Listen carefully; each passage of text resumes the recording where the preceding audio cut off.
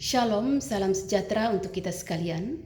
Firman Tuhan untuk kita pada hari ini dari Kisah Para Rasul pasal 7 ayat 41 sampai ayatnya yang ke-43. Kita berdoa.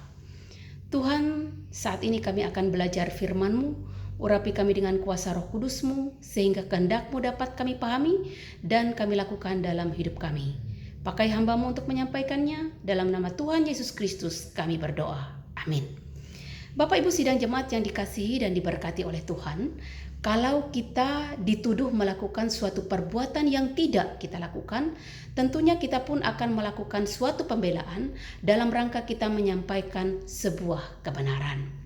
Stefanus dalam nas ini menyampaikan pembelaannya atas tuduhan yang disampaikan oleh orang-orang Yahudi bahwa ia telah menghujat Musa dan juga Allah. Ia telah menghina tempat kudus dan juga hukum Taurat.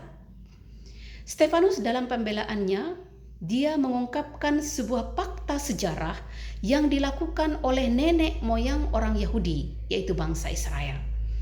Suatu kegagalan yang dilakukan oleh mereka untuk melakukan apa yang menjadi kehendak Allah dalam kehidupan mereka.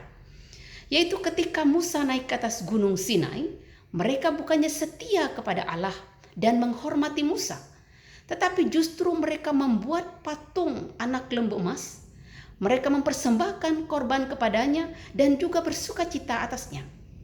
Begitu pula 40 tahun Allah telah memimpin dan menuntun mereka di padang gurun, tidak membuat mereka menjadi percaya kepada Tuhan, setia kepadanya. Hukum Taurat ada pada mereka, tetapi mereka tetap gagal melakukan apa yang menjadi kehendak Tuhan. Akibatnya dikatakan dalam nas ini Tuhan memalingkan muka terhadap mereka.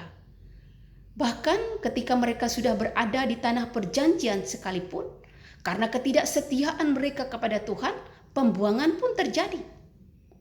Mereka diangkut dari tanah perjanjian menuju ke pembuangan di Babel.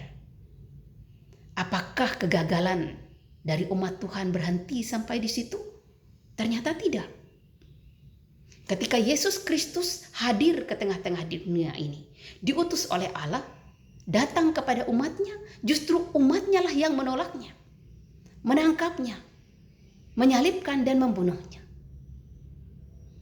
Artinya orang Yahudi sungguh-sungguh gagal untuk melakukan setiap kehendak Tuhan walaupun hukum Taurat ada pada mereka.